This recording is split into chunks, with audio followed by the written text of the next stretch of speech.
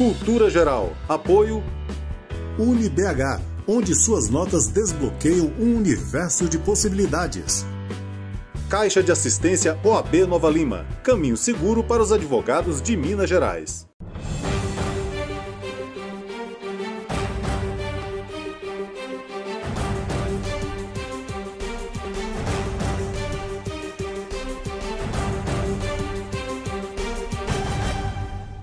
Olá, sejam todos muito bem-vindos ao Cultura Geral. É sempre um prazer fazer o Cultura Geral aqui na TV Banqueta e na Rádio Cultura de Curitiba. Hoje a gente começando mais um programa muito especial, né? Um programa que tem trazido pelo menos tentado trazer essas elucidações, né? Nesse período de pós-verdade que a gente tem vivido no Brasil, na América Latina e no mundo, né? Então, conversar sobre o que sustenta as bases democráticas do nosso país, o que sustenta, pelo menos como disse aqui o Safatli, o Vladimir Safatli, ele fala que a gente tem uma semidemocracia, né? Em alguns lugares a democracia teve alguma coisa parecida com democracia, mas nas periferias, por exemplo, a democracia nunca chegou. E como também disse aqui meu grande amigo Jorge Zabud, que fala sobre uma democracia de baixa incidência, né? Ou democracias frágeis. E nada melhor do que falar um pouco da Defensoria Pública, né? Que é fundamental nas bases democráticas, né? Naquilo que propunha e propõe a Constituição de 1988, de trazer para a gente uma instituição que possa trazer até um pouco mais de dignidade para as pessoas que não têm condição de pagar um advogado, para as pessoas que não podem exercer o seu direito. E para isso a gente está conversando agora, a gente vai conversar agora, né, com o defensor público, Rômulo Carvalho, a gente vai falar um pouquinho sobre esses aspectos. Já agradeço de bate-pronto aqui a doutora Thaís Ottoni, que possibilitou essa pauta. Rômulo, seja muito bem-vindo, é um prazer te receber aqui no Cultura Geral. Esses espaços onde o cidadão tem, de fato, um espaço para se defender, para procurar os seus direitos, para ser tratado como gente, é sempre muito bem-vindo e está na gênese do Cultura Geral, viu? Seja muito bem-vindo mais uma vez. Agradeço demais o convite, Edson, a toda a sua audiência, a todo o seu público, a todos aqueles que vão escutar esse nosso diálogo, que com certeza vai se fincar em marcos democráticos. Para mim vai ser um prazer, a Defensoria Pública é o meu ofício, é o que eu faço da vida. Ô, Rômulo. Eu acredito que ela tem muito bom. Ô, Rômulo, para a gente começar esse bate-papo, eu queria que você falasse um pouco sobre qual é o papel da Defensoria Pública e como nasce essa ideia de Defensoria Pública e a partir daí a gente começa a estabelecer um diálogo para que as pessoas também possam entender como é que isso afeta a nossa democracia, né? As pessoas, para todos aqueles que estão nos escutando compreenderem, a gente precisa partir de um ponto que eu acho que é de fácil compreensão para todo mundo, que é: todos devem ter direito ao acesso à justiça, todos devem poder acessar a justiça e reclamar os seus direitos sempre que lesados. Todo aquele que se sentir lesado deve poder procurar ajuda na justiça, todo aquele que também for acusado de alguma coisa deve poder se defender adequadamente na justiça. Essas são conquistas gerais, conquistas civilizatórias de todo mundo moderno, de todas as democracias constitucionais modernas. A Defensoria Pública, ela vem em qual contexto? Se percebeu, né, isso a partir ali da segunda metade do século XX no Brasil, alguns estados, e Minas Gerais é pioneiro nisso, é uma das primeiras defensorias públicas do país. Rio de Janeiro tem uma Defensoria Pública tradicional também. Entenderam que era importante criar um órgão, criar uma instituição que fizesse esse trabalho de levar ao Poder Judiciário inicialmente só, e hoje em dia a gente evoluiu, claro, para um trabalho extrajudicial, a Defensoria se fortaleceu e ampliou muito sua gama de trabalho, mas naquele primeiro momento de ser alguém que fizesse a defesa de quem é acusado e que levasse as causas, que levasse as demandas daqueles lesados ao Poder Judiciário. Porque nem todos poderiam contratar um advogado. Os serviços de advogados são serviços que não estão ao dispor do poder econômico de muita gente num país. Basta pensar que o Brasil tem proporções continentais, não é um país, do ponto de vista do índice de desenvolvimento humano, daqueles mais avantajados. A gente não tem uma população economicamente tão capaz assim, na sua ampla maioria, de custear serviços de advocacia, e ninguém pode, por ser pobre, ter um processo deficiente, ninguém pode, por ser pobre, deixar de poder provocar o Poder Judiciário. Percebendo isso, se cria uma casa da cidadania, se cria uma casa que recebe essas pessoas e pode encaminhar elas ao Poder Judiciário, né? Porque se diz, é um jargão comum, que as portas da justiça estão sempre abertas, né? Acho que esse é um jargão comum que todo mundo talvez já tenha ouvido falar. Só que não adianta a porta estar aberta. As portas do Hotel Ritz da Inglaterra também estão abertas. Se você não tem como chegar até lá, se você não tem quem te leve até lá, você não vai conseguir atender a tua demanda, você não vai conseguir obter a prestação da justiça. Como que a gente pode fazer essa analogia e trazer, por exemplo, os aspectos democráticos? E eu acho que é fundamental discutir os aspectos democráticos. Direito. Nós vivemos isso, né, há pouco tempo atrás, e a gente está colhendo os frutos da árvore podre, né? Agora, com esse processo de exceção que nós vivemos no âmbito da aplicação da lei no contexto da Lava Jato. E o doutor Leonardo Monteiro esteve aqui em uma outra oportunidade, em várias oportunidades, e nós tratamos desses frutos, né? Que hoje ficam claros que, de fato, eram frutos de árvore envenenada. Como que a gente pensa nesse aspecto democrático, a importância da defensoria pública, trazida no âmbito da democracia, do espaço, o espaço que o cidadão utiliza, do contraditório, da ampla defesa, da dignidade da pessoa humana? Como é que a gente pensa tudo isso e amarra no contexto democrático, professor? A pergunta é excelente pelo seguinte: a gente tinha uma Casa da Cidadania, uma defensoria que foi originalmente pensada para fazer aquela assistência de quem não podia pagar, só que em 1988, com a Constituição cidadã, com a nossa Constituição pós-ditadura, que ela vem nesse contexto de rompimento do autoritarismo e da densidade democrática, se quer criar uma nova instituição, se quer primeiro fazer a previsão dela de maneira robusta e transformar a Defensoria Pública numa verdadeira casa de cidadania que possa fazer um contraponto democrático ao Estado acusador, que possa fazer um contraponto democrático ao autoritarismo que muitas vezes se manifesta dentro das atribuições dos órgãos de controle, como a polícia, como o Ministério Público. Quem controla, quem tem poder, né? Uma lição antiga, precisa de controle, precisa de fiscalização. A partir, né, das transformações que ela tem, emenda constitucional 45, depois emenda constitucional 80, a Defensoria Pública é totalmente transformada. E a Constituição vai passar a dizer que ela é instrumento do regime democrático, guardiã dos vulneráveis, protetora dos direitos fundamentais também. Então, as atribuições da Defensoria Pública se expandem, né, a partir do desenvolvimento da democracia no Brasil.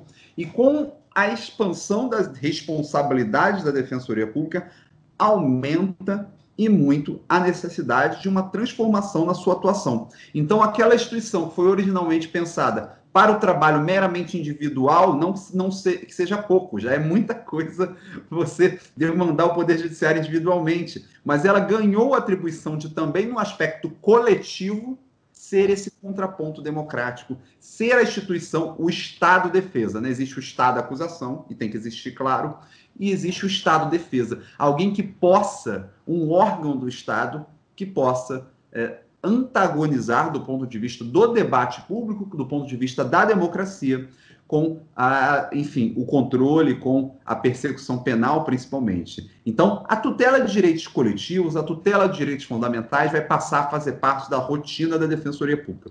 Porque se percebeu que a instituição que recebe toda a população carente, que recebe a população vulnerável, é muito mais capilarizada e muito mais sensível para entender as demandas desse povo.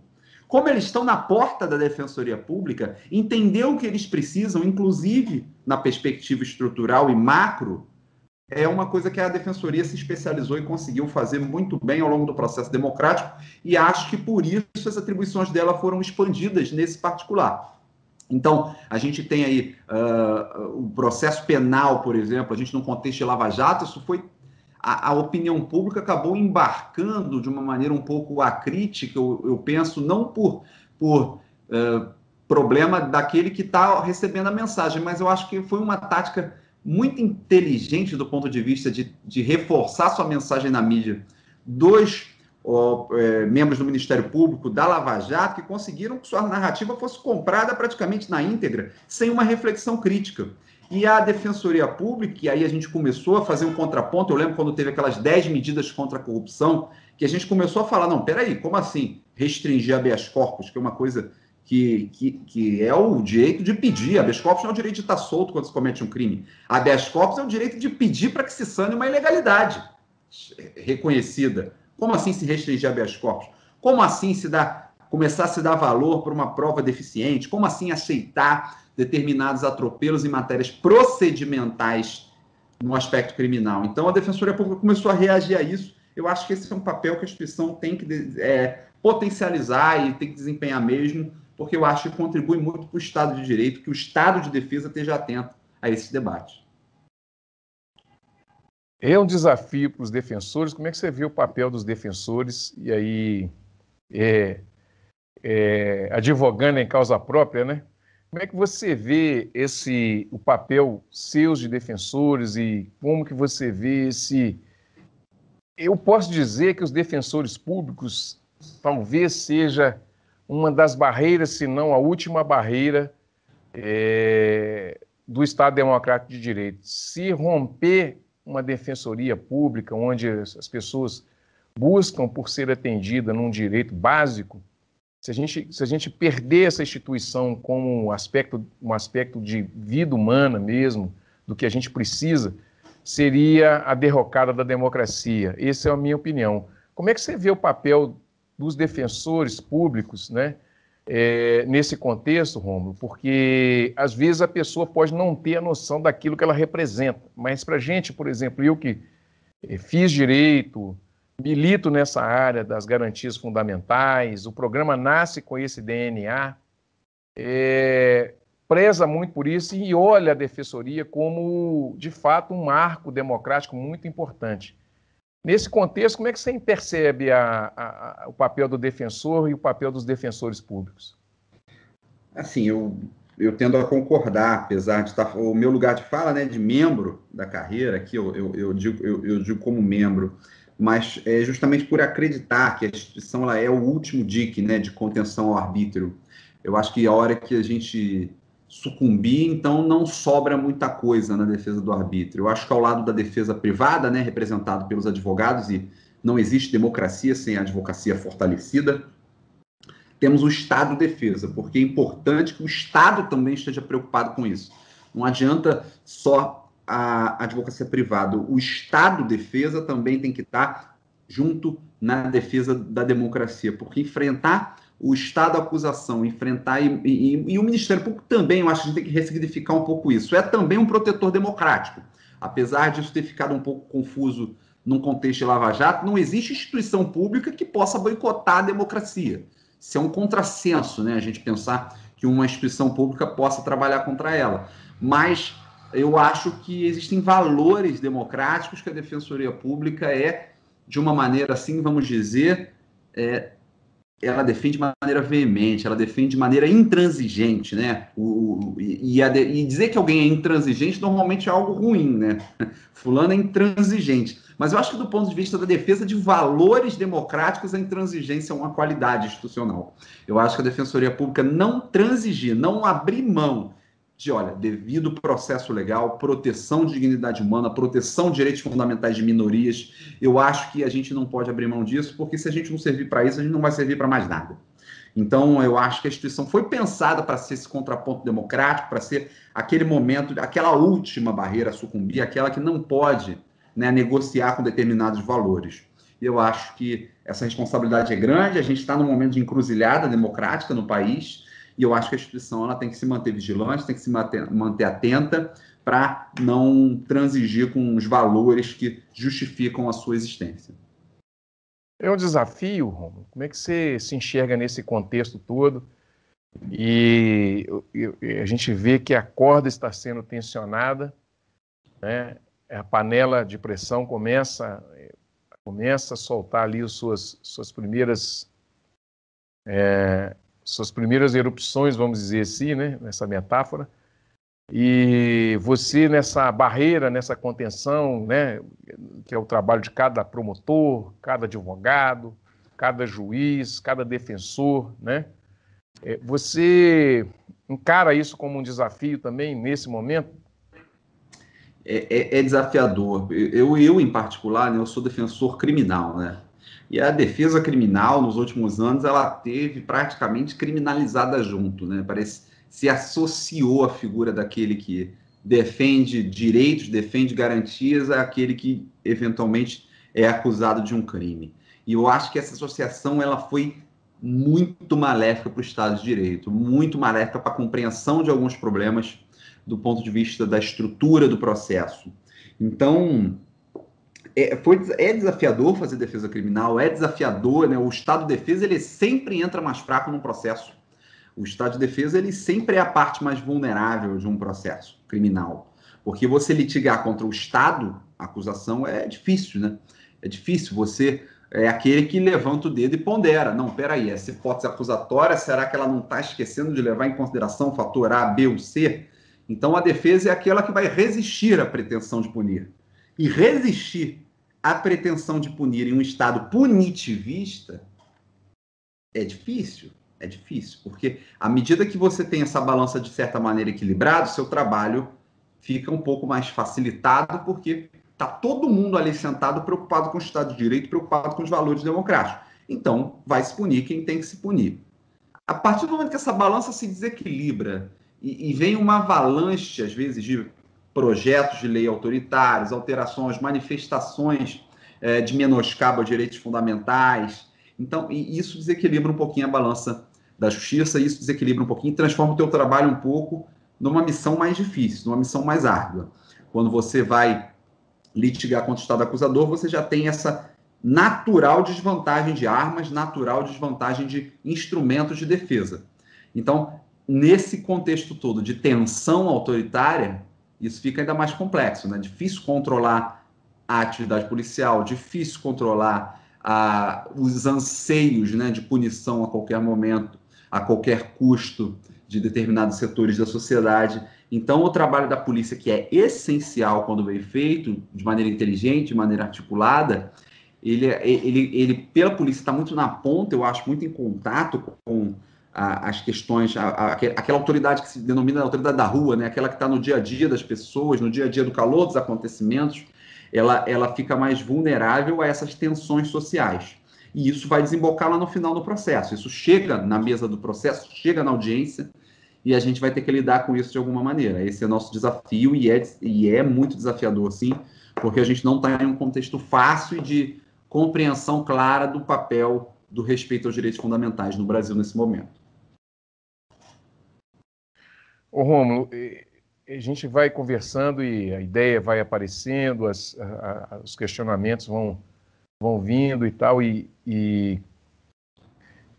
gente que é do direito também, você traz a história, a antropologia, a sociologia, né, a história do próprio direito, a história da civilização e a história da construção brasileira, né, construção nacional. A nossa construção social, ela é violenta, né? Ela é violenta por si só, porque em nenhum momento a sociedade brasileira ou latino-americana teve um sossego, né? Um momento assim você tem uma ideia de paz social, né? Nunca entramos em guerra, mas a gente está sempre em guerra, né? Porque você tem um controle do sujeito. Como que a gente pensa, por exemplo, você falou de um país punitivista, mas também um país violento, né? Nós tivemos aí o Jacarezinho, né? Essa intervenção no Jacarezinho, em que as pessoas que estão na favela é vítima, a própria, não a instituição polícia, mas os policiais que estão ali também são vítimas, que são colocados naquela situação em estado de guerra, né? E aí você tem uma força do Estado, né, em que o policial age em nome do Estado e o outro, né, e aí você tem um desembocar de violência gritante, né? E quando a gente pensa isso, eu particularmente, quando penso isso, eu penso na Defensoria Pública que está no meio desse tiroteio, porque ali você tem 90% da população, 95% da população que mora nas comunidades, que não tem nada a ver com aquilo, mas que não tem outra alternativa, porque a antropologia já explica por que aquelas pessoas estão ali, né? Estão segregadas ali, né? Em detrimento de uma minoria privilegiada que existe na sociedade e que não quer ter compromisso com aquilo. Isso cada vez mais piora, né? Nessa sociedade extremamente capitalista que a gente vive agora, onde o topo da pirâmide se afasta cada vez mais da base. Depois dessa contextualização toda, eu queria te perguntar como é que é lidar com esses problemas, lidar com tudo isso, sabendo de todas essas dificuldades, da dificuldade das comunidades, das pessoas que têm problemas de existência humana mesmo, que moram às vezes 7, 8 pessoas numa casa de 2, 3 cômodos, que não pode se isolar por causa da pandemia, que às vezes não tem o que comer, e a violência do Estado está presente ali o tempo todo, porque não tem nada na comunidade, não tem escola, não tem saneamento básico, não tem dignidade. Eu sei que isso bate à porta da Defensoria, né? E quando a Defensoria é o poder mais sensível, nesse caso, para defender, de fato, as pessoas que chegam para bater nessa porta, é impossível, por mais que vocês estejam trabalhando o dia inteiro com isso, não se indignar, emocionar e sentir também um pouco, sentir a empatia e se colocar no lugar do outro. Como é que é tudo isso para as pessoas entenderem um pouco mais do que é o trabalho de um defensor? Na verdade, a gente, quando entra na carreira da Defensoria Pública, a gente faz uma opção por cuidar da miséria humana, né? A gente sabe que vai lidar com a miséria humana em suas mais diversas manifestações, de uma maneira brutal, de uma maneira aguda, de uma maneira profunda. Vamos lidar com pessoas, como você disse, absolutamente desesperadas, privadas das necessidades mais básicas, que a gente não consegue, às vezes, mensurar como é viver a vida daquela maneira. Então, quando você vai tocar a vida dessas pessoas, você tem que ter muita responsabilidade. Uma, de conseguir não entender, porque você não consegue entender como é passar fome. A fome é um escândalo, né? A fome é um escândalo e você nunca vai entender como é ficar... A gente, normalmente, servidores que são originários da classe média, na sua maioria, não vão conseguir se colocar no lugar, né? Mas você compreender um pouquinho qual é o lugar do outro, compreender um pouquinho quais são as coisas que ele suporta e tentar dimensionar isso da melhor maneira possível, acho que contribui para o teu trabalho. A gente não pode perder de perspectiva que não existe, por trás de cada capa daquele processo, tem uma vida, tem uma história, e normalmente a história mais importante da vida daqueles nomes. Num processo criminal, o réu, ele é talvez aquele capítulo do processo criminal, é o capítulo mais importante da história dele, do ponto de vista da decisão de destino, de futuro. Num processo numa execução, numa investigação de paternidade, o indivíduo descobrir se fulano é o seu pai. É uma decisão do ponto de vista existencial gigantesca e muito relevante na sua vida também. Enfim, nas disputas patrimoniais, em todas aquelas questões que a gente vai judicialmente tratar, e também quando, por exemplo, extrajudicialmente trabalhamos no crime de Brumadinho. Então, quando você vai tocar essas questões sensíveis, eu pessoalmente estive lá no dia da tragédia, no dia do crime, eu passei a madrugada em Brumadinho, eu fui um dos primeiros membros da Defensoria Pública, cheguei no primeiro carro que chegou lá para começar a atender aquele pessoal que chegava sujo de lama. E isso você não esquece, isso você não ultrapassa, você não se acostuma, né? As histórias se renovam, são sempre diferentes uma das outras. Então a gente tem que ter uma preocupação, uma preparação de manter a sanidade, porque se você não estiver bem, você não consegue ajudar ninguém. Se você se desespera e você acaba, né, se desesperando com aquelas questões, você acaba que não vai ajudar, você vai ser mais uma parte daquele problema. Então, é manter a sanidade e utilizar todo o conhecimento, toda a preparação que a gente tem para não modificar o mundo, mas tentar modificar um pouco a vida de cada uma das pessoas que a gente toque. cada uma das pessoas que a gente tenha contato. Eu acho que essa é a nossa missão e isso já é muita coisa, se conseguir, né? Então eu lembro daquelas pessoas chegando sujas de lama e aquela cena nunca vai sair da minha cabeça. Aquilo já faz algum tempo, aquela madrugada não me sai pela cabeça. Eu lembro dos primeiros julgamentos que eu participei, eles não me saem da cabeça. Eu lembro dos julgamentos que eu perdi e achei que deveria ter vencido. São frustrações que eu tenho que lidar. Perdi mês passado um júri de 4-3. Vou para casa pensando, será que não deveria? 4 jurados entenderam pela condenação, 3 pela absolvição. Fui para minha casa pensando até que ponto foi minha responsabilidade. Fui muito bem em conseguir 3 votos ou faltou alguma coisa e não consegui convencer alguém que eu deveria? Eu vou ter que lidar com essas questões, né? E isso é difícil, é difícil. É um processo, ser defensor não é um processo, do ponto de vista da realização das suas tarefas, fácil, porque lidamos com problemas complexos, com misérias estruturais, com questões de difícil solução.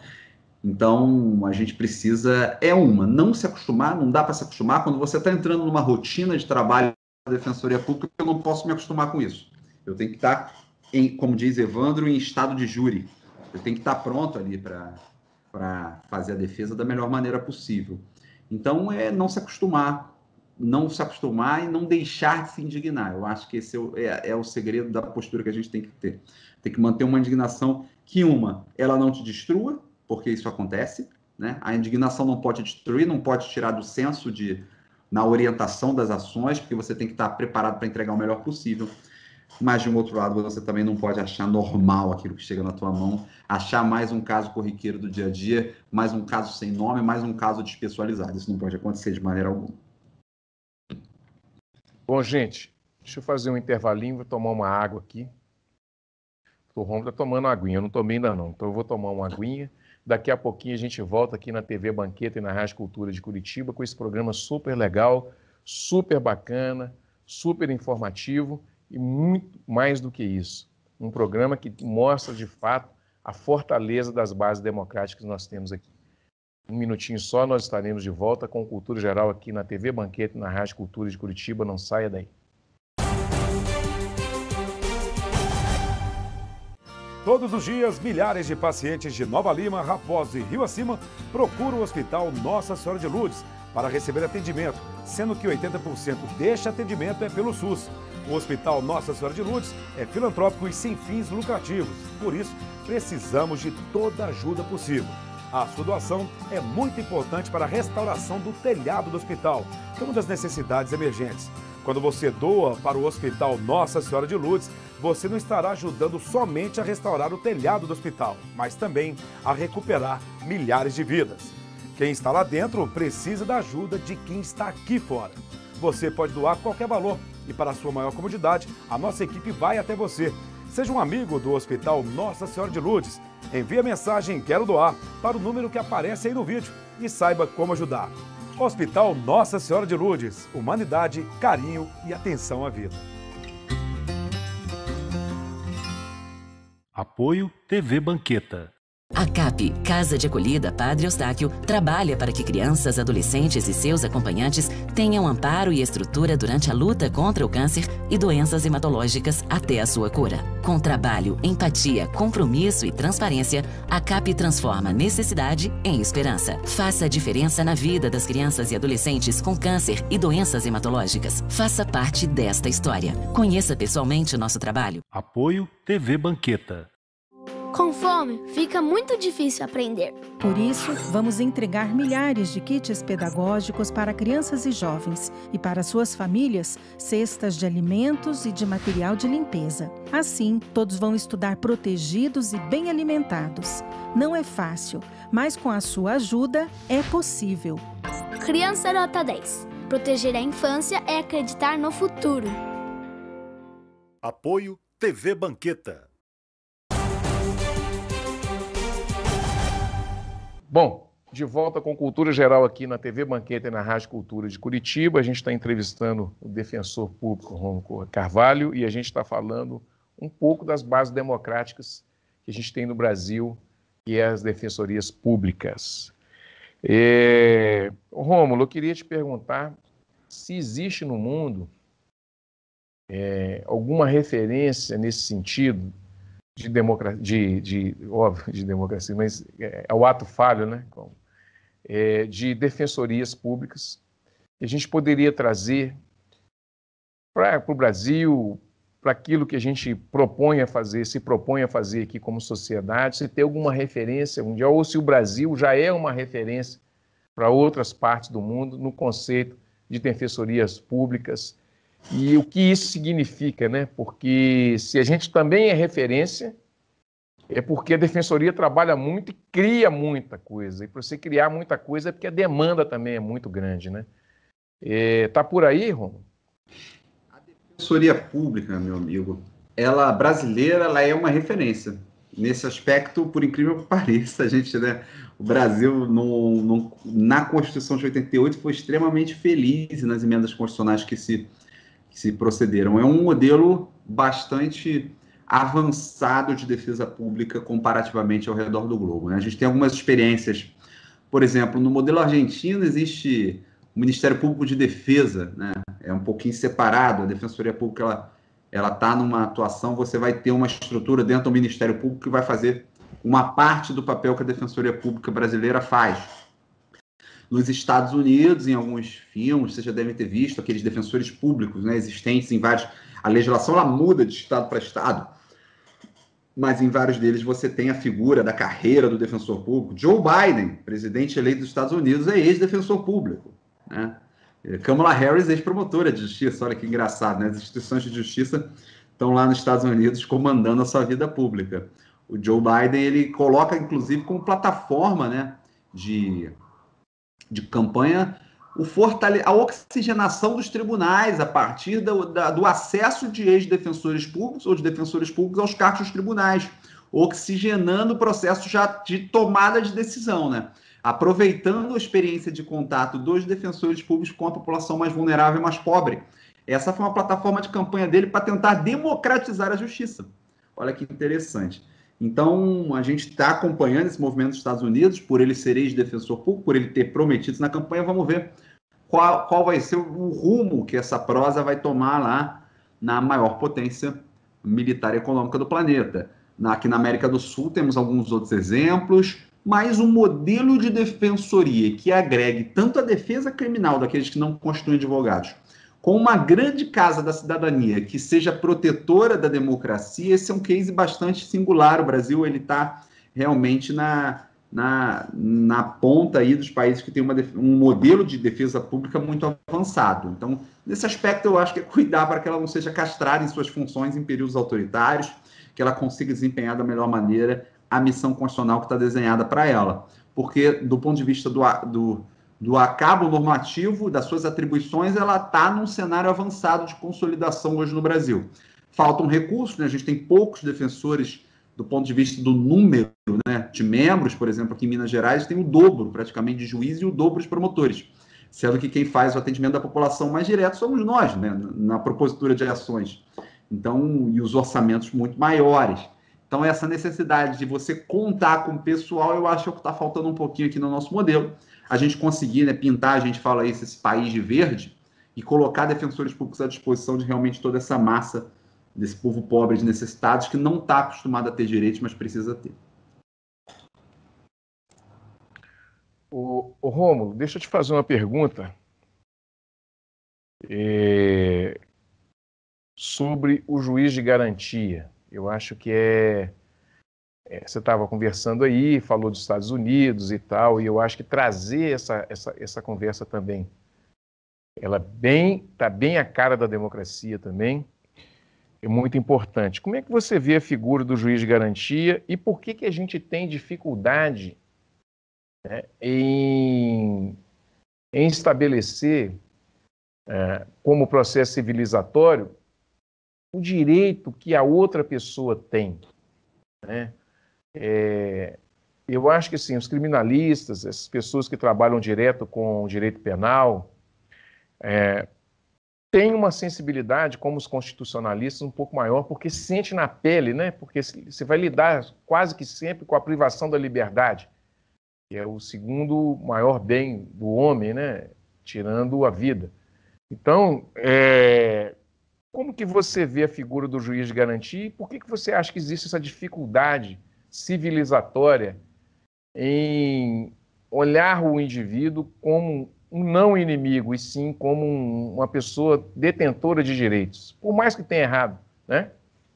Esse é um desafio civilizatório, né, que ao longo da história da humanidade a gente vem procurando responder. O juiz de garantias é uma figura, eu acho que ele ajuda nessa missão. Eu acho que ele era uma ferramenta, porque a gente tem aspectos subjetivos da nossa formação do convencimento, aspectos muito próprios do processo de tomada de decisão. Então, não basta assim, eu sou imparcial, não tenho nada contra ele, eu não conheço ele, mas a tua imparcialidade, ela também está na forma como você teve contato com aquele processo. Será que você está plenamente imparcial mesmo se você já tiver decretado uma prisão preventiva dele no início do processo para julgar ele no final? Ou será que você já não está um pouquinho inclinado, um pouquinho influenciado para o lado de reconhecer a responsabilidade penal dele, depois de já ter mantido ele preso durante todo o processo? Então, na verdade, a ideia do juiz de garantias é que ela percebeu que era bacana, era importante, do ponto de vista da densidade democrática, ampliar esse distanciamento da figura entre quem fiscaliza e acompanha a investigação e o juiz que vai fazer o julgamento. É uma questão natural, uma questão tranquila, assim. Eu vi muito alarde, muito apego ainda, a forma com que a gente faz isso, o processo ali inquisitório, o juiz, uma figura extremamente centralizada dentro de cada processo, mas quando você reparte funções, você diminui as perspectivas de erro. Se você vai ter um juiz que vai acompanhar a investigação e depois vai ter um outro juiz responsável pelo julgamento, essa responsabilidade da condução do processo compartilhada apura, torna melhor a qualidade da entrega da justiça. São mais olhos, são mais mãos trabalhando num caso concreto. E quando a gente está trabalhando com respeito a direitos e garantias fundamentais, com responsabilidade, né, atribuição de responsabilidade criminal, você ter muito cuidado com essa forma, entender que a forma do processo penal é uma garantia. Não começou ontem, eu falo isso quando eu estou explicando sobre o tribunal do júri. Algumas pessoas não entendem, eu falo, gente, as questões em matéria de processo penal, elas não começaram ontem do ponto de vista da história, elas existem assim por uma determinada razão. Em algum momento, um valor importante de justiça precisou ser protegido para que aquela forma fosse desenhada daquela maneira. Nós temos aí agora a questão da imparcialidade, né? No calor das discussões. O que é ser imparcial? Não é se dizer imparcial. Não basta ser eu sou imparcial, se declarar imparcial, se os teus gestos não demonstram a tua imparcialidade. Se os teus gestos apontam no sentido contrário. Essa é uma questão elementar, me parece. Tem também a questão da presunção de inocência.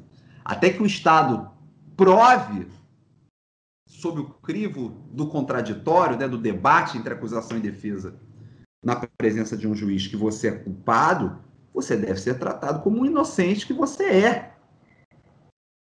Não dá para a gente voltar décadas e décadas para uma presunção de não culpabilidade. Eu não considero ninguém inocente, eu considero todo mundo não culpável, não culpado. Essa era uma forma de pensar autoritária. Ninguém é inocente. Eu não estou querendo, não. Ninguém é inocente. Você provou contra coisa nenhuma. Eu só ainda não consegui te pegar. Eu só ainda não provei tua culpa. Tu ainda não é culpado, culpável. Mas não quer dizer que você é inocente. Olha só essa forma de olhar do Estado baseada na desconfiança, como ela é diferente da presunção de inocência. Quando você vira esse eixo e passa a entender todo mundo como inocente, aí você começa a ter um respeito maior aos direitos e garantias fundamentais. Isso é o que toda a literatura, me parece, mais abalizada em matéria processual penal aponta, né? A gente não pode ter esse déficit civilizatório, esse déficit democrático nessas matérias. Ô Rômulo, eu fiz uma pergunta, olha, essa pergunta eu tenho feito há tanto tempo que eu acho que o público que vai ouvir já até sabe. E chama Lei e Movimento. Essa ideia de lei e movimento de lei e ordem, traz para a gente, né, também dentro do processo civilizatório, não só um desafio, mas também uma insegurança muito grande, porque todo mundo é inimigo. E todo mundo é inimigo até que aconteça com ela, né? Porque, como diz a doutora Thais aqui,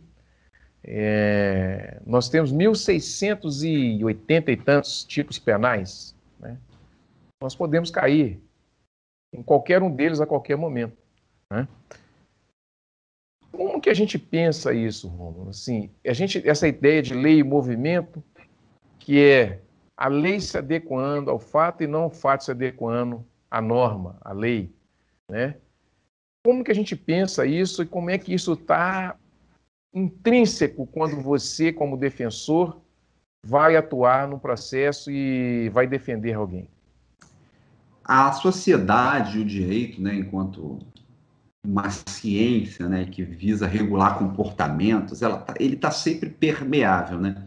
Ele é como uma esponja ali pronta para absorver os tremores que acontecem no seio da sociedade, as questões que por ela passam, as suas angústias, e isso vai ser absorvido pelo direito. O legislador, ele é muito sensível, porque eleito pela população, a seus interesses, ele é seu representante. Em matéria penal, isso ganha alguns contornos um pouco mais dramáticos, né? Porque diante de problemas complexos, a população se acostumou a entender que o direito penal é solução para tudo. Sempre quando a gente está indignado com alguma coisa, qual é o nosso reflexo? Tem que prender esse sujeito. Se alguém esbarra uma bicicleta no nosso carro, esse cara tem que ser preso. Se alguém fez qualquer coisa, pulou na vaga no shopping na tua frente, cara, tem que dar uma cana nesse cidadão. Como é que ele faz isso comigo? Então, essa ideia da prisão como remédio a problemas, ela está muito enraizada na nossa cultura. Isso é um problema.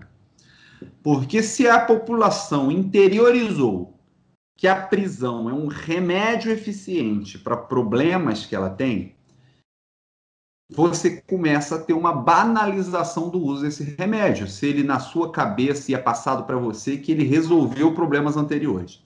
Sempre que você vai ter um problema novo, você vai apelar para o mesmo remédio. E eu não sou abolicionista, eu entendo que é possível e é civilizatório que se prenda dentro de algumas regras, né? Dentro de respeitado o devido processo, eu acho que realmente, alguns casos, alguns valores como a vida, o patrimônio, a liberdade, eles precisam de fato ser eles precisam de fato ser protegidos com a lei penal. A gente ainda não conseguiu avançar para algo um pouco mais eficiente, eu pelo menos não fui convencido ainda dos bons argumentos dos abolicionistas, mas entendo as dificuldades de entrega do que promete, né, da pena, mas ainda acredito que infelizmente ainda é o que a civilização tem para lidar. Mas eu acho que justamente para dar legitimidade a essa forma de punir aquele que desvia da lei, aquele que afeta valores que a gente quer tanto preservar, a gente tem que usar com parcimônia. Se a gente usa o remédio para tudo, o que acontece com qualquer remédio? Ele começa a perder eficácia. E você começa a tensionar de maneira... Aí ele começa a virar remédio, por exemplo, para você interferir no processo eleitoral. Ele começa a virar remédio, por exemplo, para você punir atos corriqueiros, atos do dia a dia, atos que outros ramos do direito poderiam bem tutelar, como o direito civil, o direito administrativo. Então a gente começa a lançar a mão do direito penal para tudo e ele então começa a perder um pouco da sua legitimidade. Uma, porque o Estado não tem capacidade de apurar tudo. Para começar um argumento do ponto de vista pragmático. É impossível que, se a gente banalizar o volume de condutas que deve o Estado cuidar, que a gente vai conseguir apurar aquilo tudo, que a gente vai conseguir punir efetivamente os culpados.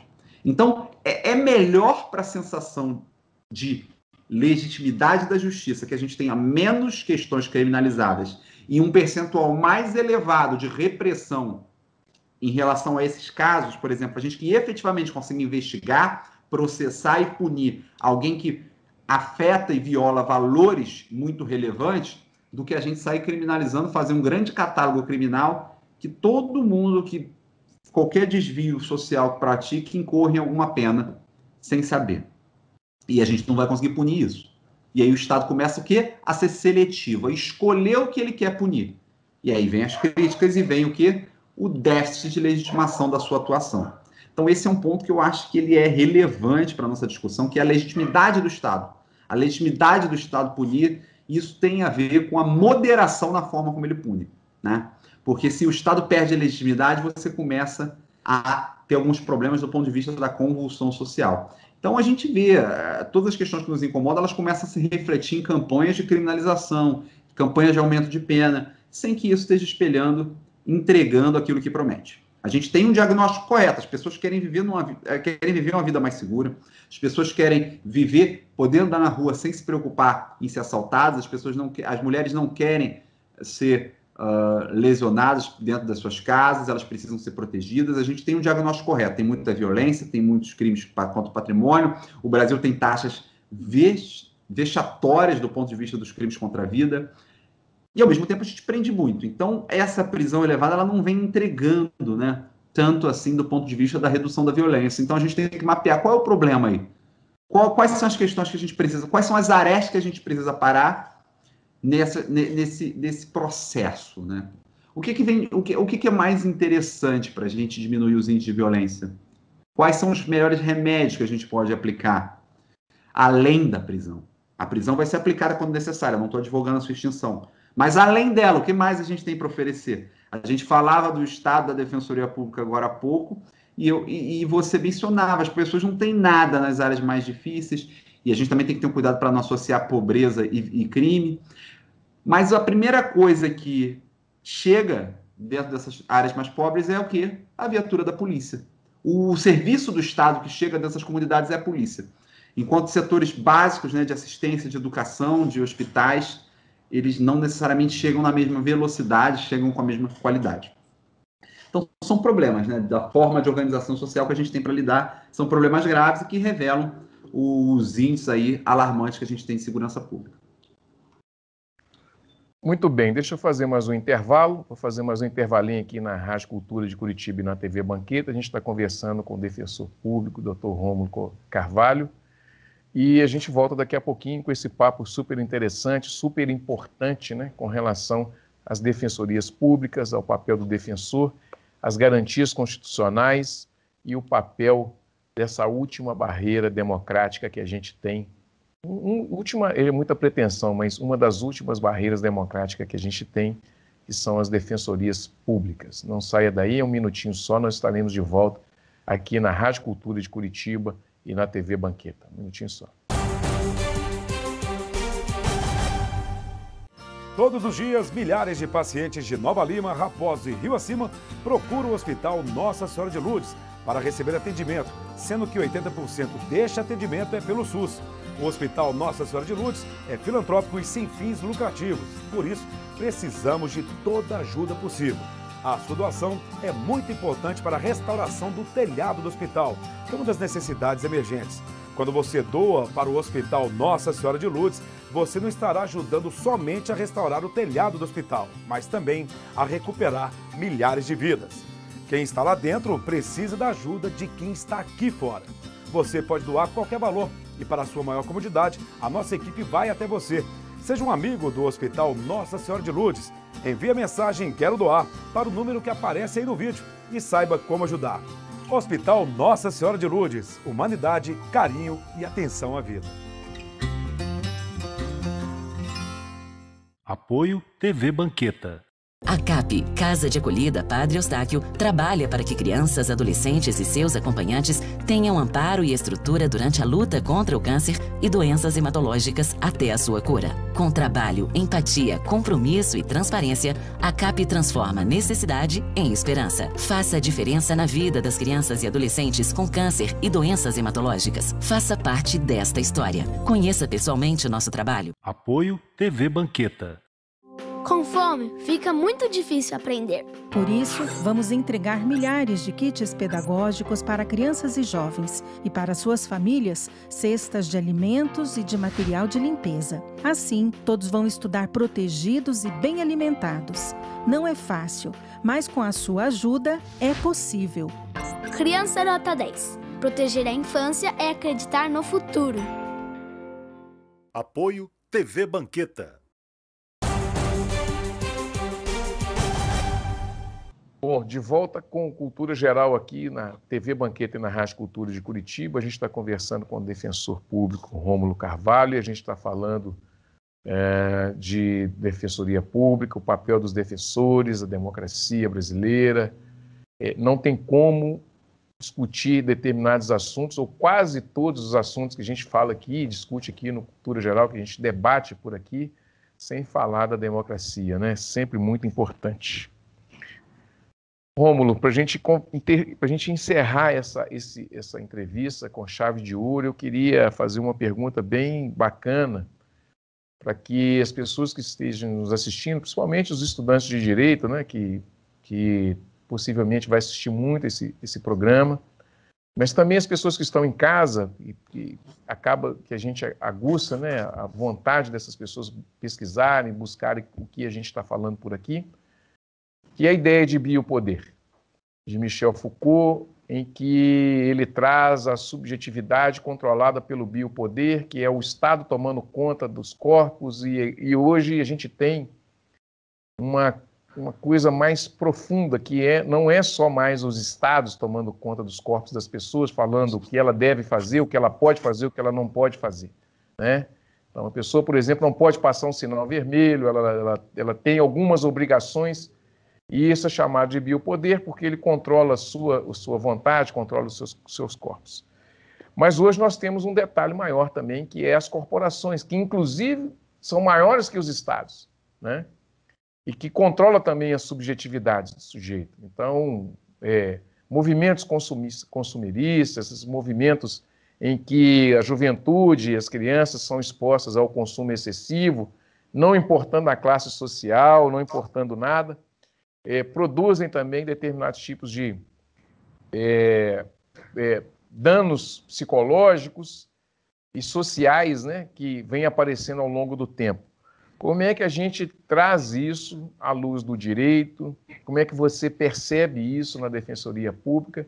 E como é que a gente começa, né, a partir desses momentos que a gente tem discutido por aqui, a criar um pensamento nosso para que a gente consiga um caminho um pouco mais ameno, né, para isso tudo que a gente está vendo e para tudo que a gente ainda vai ver daqui para frente. Baita pergunta que permite a gente refletir um monte de questões. Vamos lá. E acho que você foi muito feliz quando afirma que não é só mais o Estado que faz isso, né?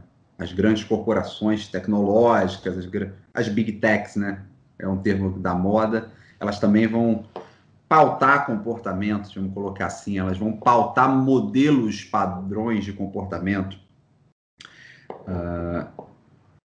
Isso tem reflexões incontáveis, assim, não é minha área prioritária de estudo, mas como cidadão eu tenho ficado antenado aos estudos que estão sendo desenvolvidos sobre isso, conversado. Eu conversei com um grande comunicador e ele tocou nessa questão, que é o Felipe Neto.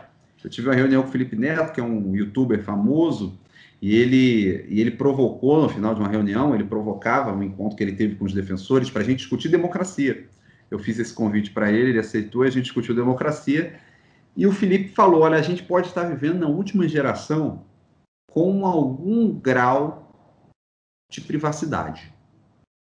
Com algum grau de privacidade. A gente talvez seja a última geração que ainda tem algum grau de privacidade, ele acha que em breve isso vai ser completamente, já é muito pouco o grau de privacidade que a gente tem, ele acha que isso vai ser fulminado praticamente na sua totalidade nas próximas décadas, e isso me assustou bastante pensar do ponto de vista de caramba, como é que vai ser a vida assim. Isso por quê? Porque as tecnologias, os estados, em particular as big techs, elas conseguem saber as preferências daqueles formadores de opinião e começam a difundir essas preferências nos nossos celulares. Elas estão, não é porque a gente falou, tô precisando de uma calça, que quando você pega o aplicativo lá e você vai olhar, tá vindo propaganda de quê para você? De calça. Você estava falando, o aplicativo apresentou para você aquilo que você estava falando. Isso não é sem razão.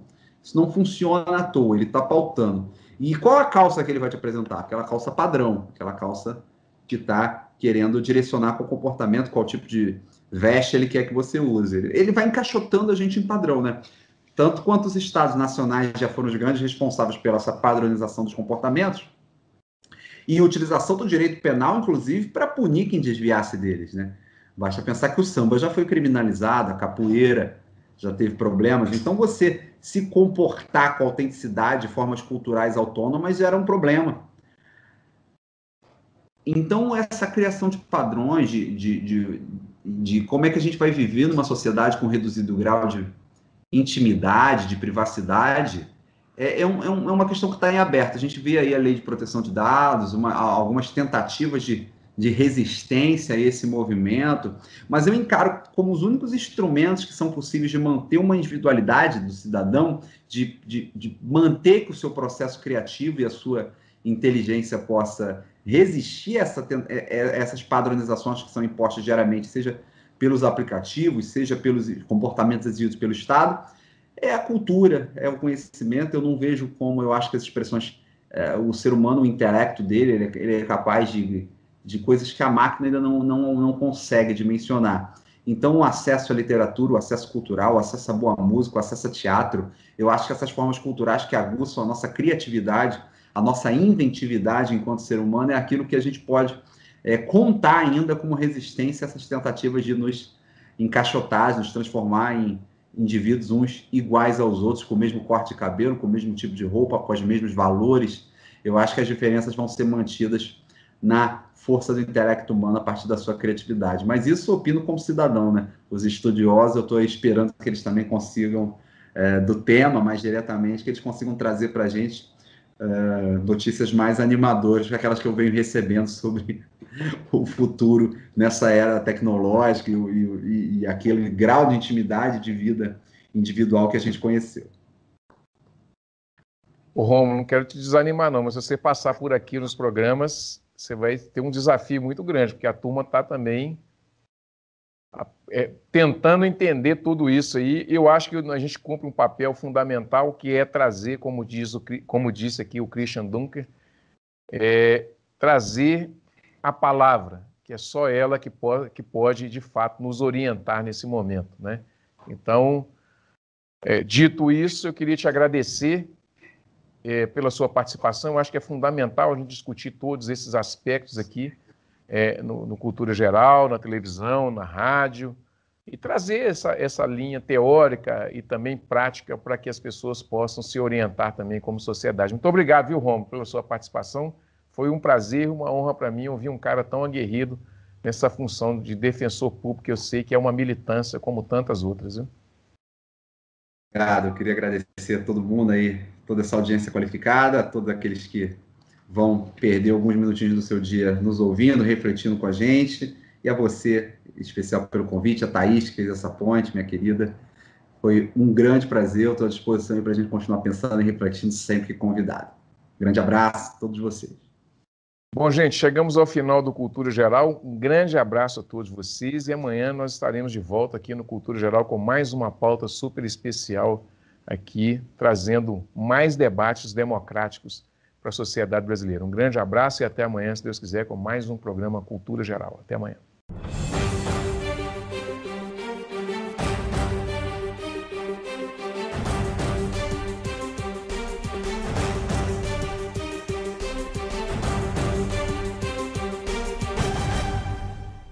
Cultura Geral. Apoio UniBH, onde suas notas desbloqueiam um universo de possibilidades. Caixa de Assistência OAB Nova Lima. Caminho seguro para os advogados de Minas Gerais.